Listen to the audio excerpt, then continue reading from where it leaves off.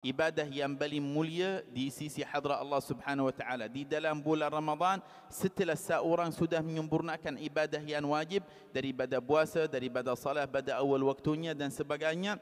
Ada berapa ibadah? Yang pertama, bacaan Al-Quran. Inilah ibadah yang paling mulia di dalam bulan Ramadan. Syahrul Ramadan alladhi unzila fihi al-Quran. Dan Nabi sallallahu alaihi wasallam sendiri bertadarus Al-Quran dengan Jibril. Jibril akan turun kepada Rasulullah sallallahu alaihi wasallam dan akan duduk dengan baginda sallallahu alaihi wasallam selama ataupun selama 30 hari tadarus Al-Quran dengan Rasulullah sallallahu alaihi wasallam.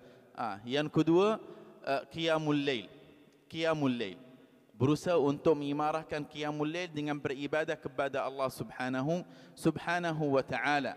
Qiyamul lail, Nabi sallallahu alaihi wasallam bermujahadah kepada Allah Subhanahu wa taala di dalam bulan Ramadan lebih daripada bulan-bulan yang lain, dan pada akhir bulan Ramadan lagi bermujahadah kepada Allah untuk mengimarahkan qiyamul lail dengan salat, dengan zikir, dengan doa kepada Allah Subhanahu wa ta'ala. Dan Nabi SAW bersabda, man qama Ramadan imanan wa ihtisaba ghufira lahu ma taqaddama min dhanbi, dalam hadis riwayat Imam Al-Bukhari. Diampuni oleh Allah Subhanahu wa ta'ala. Syarat dia bangun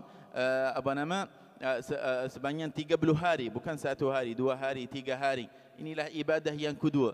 Ibadah yang ketiga yang paling tinggi darajatnya di sisi hadrat Allah Subhanahu wa taala ialah sedekah pada setiap hari. Nabi sallallahu alaihi wasallam bersabda, sebaik-baik sedekah seorang mukmin di dalam bulan Ramadan. Sedekahnya di dalam bulan Ramadan.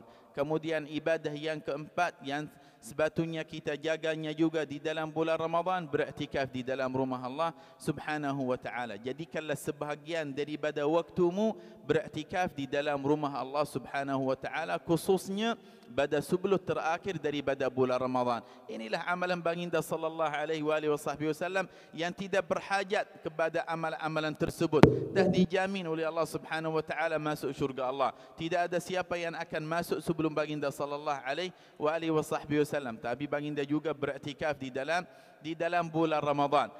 Kemudian amalan yang kelima yang sepatutnya kita jaga dengan sebaik-baiknya di dalam bulan Ramadan, sentiasa berdoa kepada Allah Subhanahu wa taala. Allah berfirman di dalam Al-Quran, setelah Allah menceritakan kepada kita bahwasanya Dia Allah dah mewajibkan atas kita puasa bulan Ramadan dan keadaan kita di dalamnya, kalau kita boleh puasa atau tak boleh puasa, kemudian diikuti dengan wa idza sa'alaka ibadi anni fa inni qarib ujibu da'watad da'i idza da'an. Sentiasa berdoa, lagi-lagi pada berapa waktu, terutama bila kita sudah nak buka puasa. Bila kita sudah nak buka puasa, berdoalah kepada Allah Subhanahu wa taala, sebab waktu itu waktu yang paling bahaya. Sebab kita sudah nak makan, kita sudah nak minum, kita sudah nak buka puasa.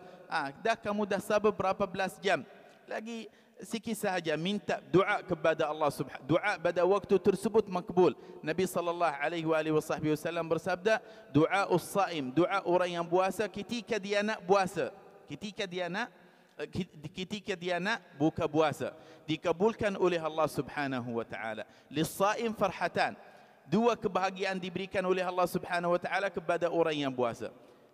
Idza aftara fariha bi fitrah. Tengok bila dia sudah buka, dia rasa gembira sebab disebabkan taufik Allah Subhanahu wa taala dia sudah selesaikan puasa hari. 5 amalan yang paling afdal di dalam bulan Ramadan setelah seorang mukmin dah kerjakan amalan yang wajib. Mudah-mudahan insya-Allah kita bersungguh-sungguh berusaha untuk menyempurnakan amalan-amalan tersebut. Insya-Allah taala kita tak akan tinggalkan satu hari dan satu malam daripada hari-hari bulan Ramadan dan malam-malamnya, melainkan kita sudah kerjakan apa yang dikerjakan oleh Rasulullah sallallahu alaihi wasallam, melainkan kita sudah melakukan apa yang dilakukan oleh Rasulullah sallallahu alaihi wasallam di dalamnya. Mudah-mudahan insya-Allah kita semua daripada ahli Ramadan insya-Allah.